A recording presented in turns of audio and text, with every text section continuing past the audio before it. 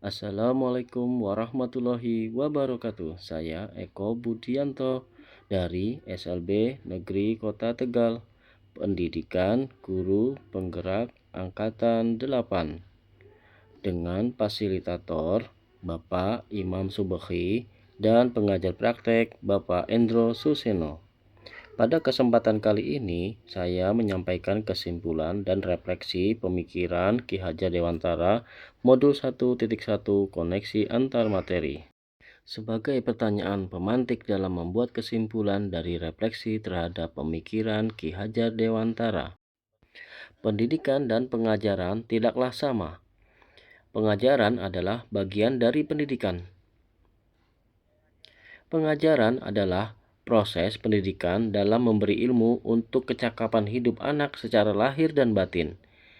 Pendidikan pada hakikatnya adalah menuntun atau memberi tuntunan terhadap segala kekuatan kodrat yang dimiliki anak agar ia mencapai keselamatan dan kebahagiaan setinggi-tingginya, baik sebagai manusia maupun sebagai anggota masyarakat.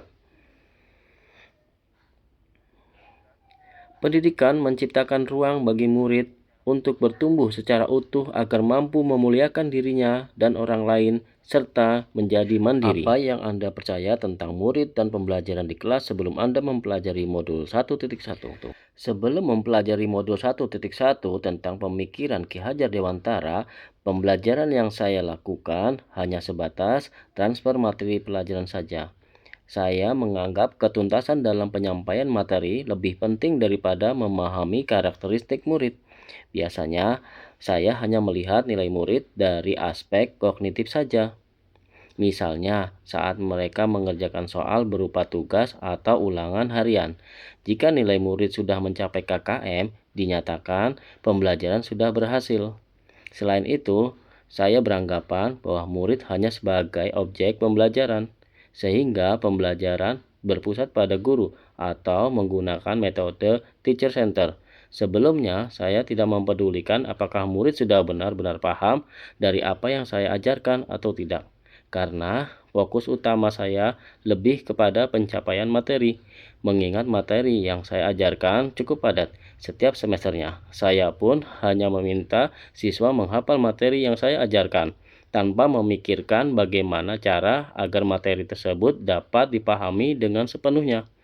Sehingga saya pun sering merasa gagal mengeluh jika banyak murid yang tidak tuntas setelah melakukan evaluasi.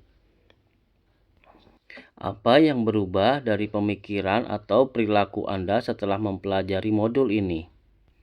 Namun, setelah saya mempelajari modul 1.1 tentang pemikiran Ki Hajar Dewantara, saya menyadari bahwa apa yang saya pikirkan dan saya lakukan saat ini tidak tepat.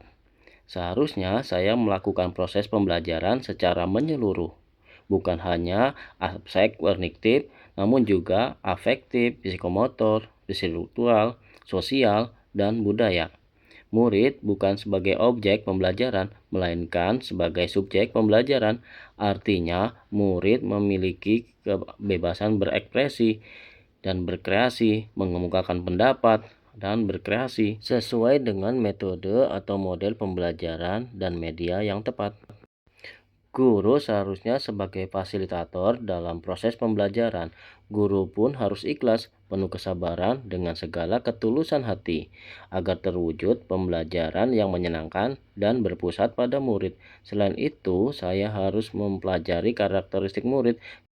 Saya harus menghargai setiap karakter murid, berikan kesempatan murid untuk tumbuh sesuai dengan kodratnya. Apa yang dapat segera Anda terapkan lebih baik agar kelas Anda mencerminkan pemikiran Ki Hajar Dewantara?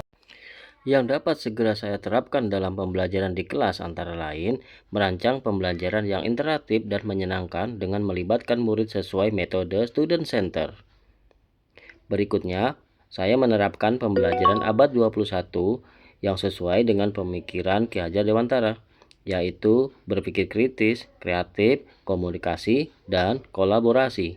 Dengan berpegang teguh pada konsep memerdekakan anak, pembelajaran tidak lagi menuntut tapi menuntun. karena tugas guru adalah memberi tuntunan atau arahan yang baik kepada murid, berusaha menjadi teladan bagi murid, baik perkataan maupun perbuatan.